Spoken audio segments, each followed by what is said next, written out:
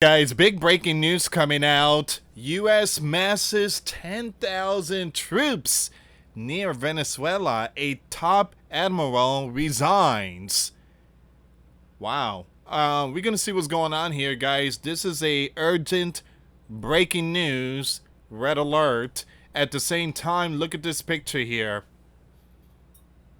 Venezuela President Nicolas just put out his message.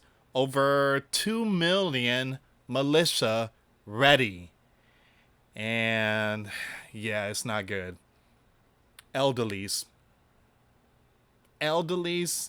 and women. That's the militia right there.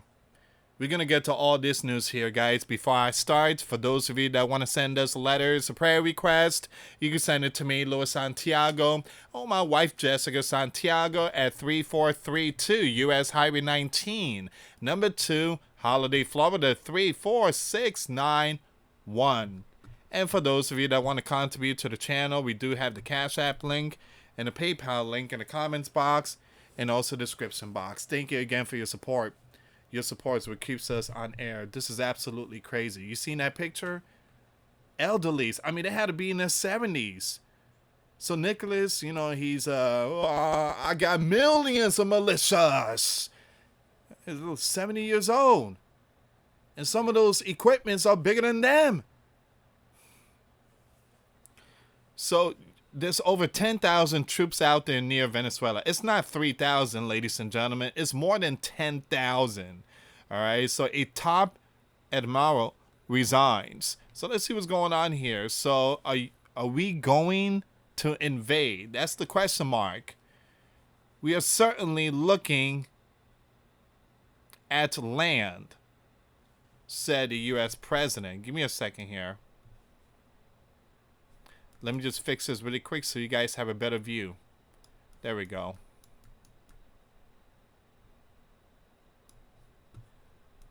He doesn't look too pleased in that picture.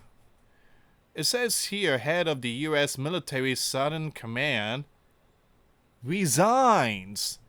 The New York Times reports head of the U.S. Military Southern Command is stepping down.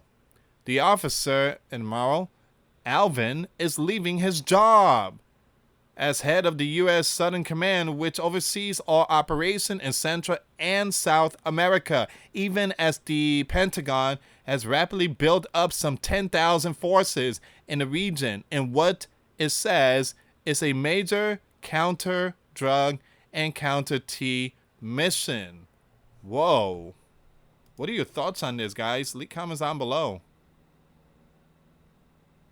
So it was unclear why he resigned less than a year into what is typically a 3-year job, and in the midst of the biggest operation in his 37-year career, but one current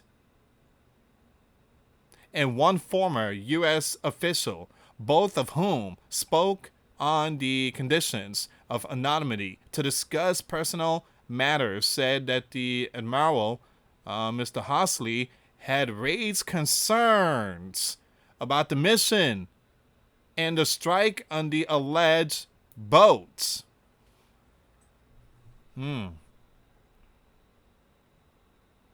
Prior to the president, I can't think of a combatant commander who left his or her post early ever, said Representative Adam Smith of Washington, the senior Democrat on the House Armed Service Committee. Now, it says here, Senator Jack Reed of Rhode Island, the top left on the Senate Armed Service Committee, was even more pointed in his criticism. At a moment when U.S. forces are building up across the Caribbean and tensions with Venezuela are at a boiling point, the departure of our top military commander in the region sends an alarming signal of instability within the chain of command. Mr. Reed said in a statement, something's going on here, Since early September, the U.S. Special Operation Forces have struck at least 5 boats of the Venezuelan, coast that the White House says were transporting some product, again, drugs, taking 27 people, literally just taking them out. American officials have privately made it clear that the main goal is to thrive Nicholas, the leader, from power. As a matter of international law, for a non-state group to qualify as a belligerent in an armed conflict, meaning the members can be targeted for taking out based on their statutes alone. Not because of anything they specifically do. It must be an organized armed group with centralized command structures and engaging in hostilities. The size and scope of the U.S. military buildup in the Caribbean region is significant. Now, there are now about 10,000 U.S. soldiers, most of them at bases in Puerto Rico, but also some 2,200 Marines on amphibious assault ship. In all, the Navy has 8 warships and a submarine in the Caribbean. Wow. What are your thoughts on this, guys? The shocking news is the Admiral just resigning. Not resigning, but stepping down. Give me a second here. The U.S. president authorizes the covert operations in Venezuela. In the irony of the day, please note, the U.S. president authorizes the covert operation in Venezuela. The U.S. commander has authorized the CI to conduct covert action in Venezuela, while also floating the idea of land strikes in a broadening campaign against alleged of these gangs. I authorize for 2 reasons, the U.S. commander said Wednesday at the White House, alleging the Venezuelan leaders have emptied their prisons into the U.S., and we have a lot of these gangs and a lot of product coming in from that country. The authorization enabled the CI, to operate clandestinely in the country and potentially take actions against the Venezuelan strongman Nicholas. His gov and the gang operation, according to a administration, give me a second here, administration official, covert actions, which is authorized in what is known as a presidential finding, can involve a range of secret activities, including paramilitary and lethal operation meant to influence political, economic, or military conditions in foreign countries. The move by the U.S. president comes amid the biggest U.S. military buildup in the Caribbean in decades. The administration is facing questions from lawmakers on both sides of the aisle about the legality of the boat strikes. It has argued that the president's designation of the gangs as foreign organization earlier this year now grants the Pentagon authority to use military force against them, an argument that many experts say isn't legally sound.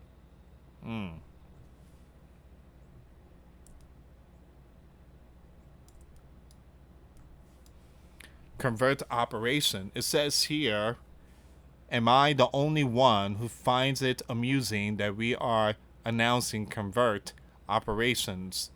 A covert operation is a secret military or political activity where the identity of the sponsoring GOV is concealed or publicly denied.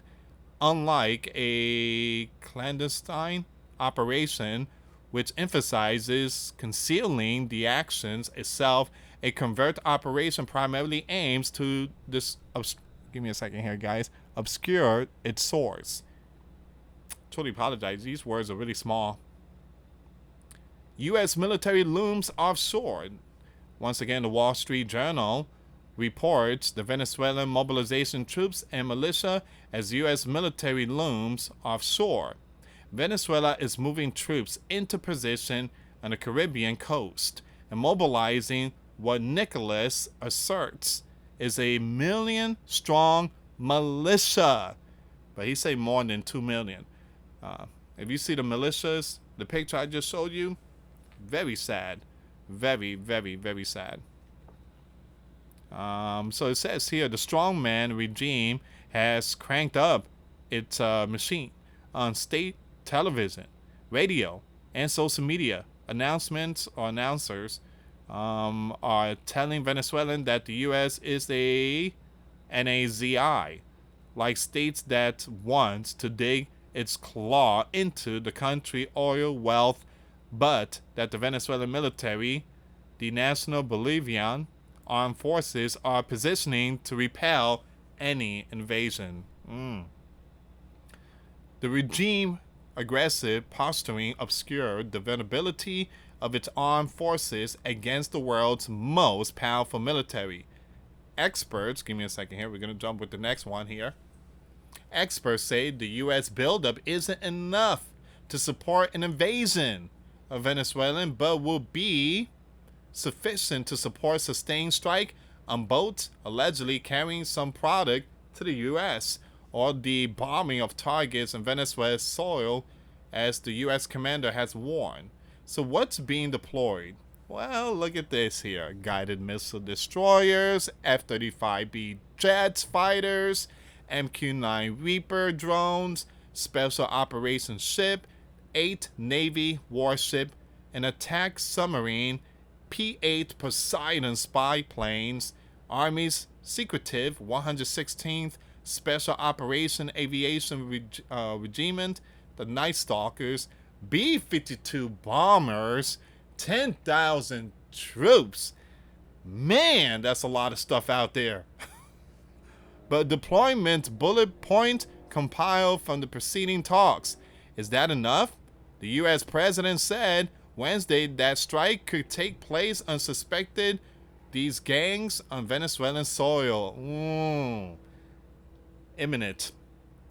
We are certainly looking at land now because we got the sea very well under control. He told reporter, oh man, that right there is basically confirmation. We about to go. We got to see everything under control.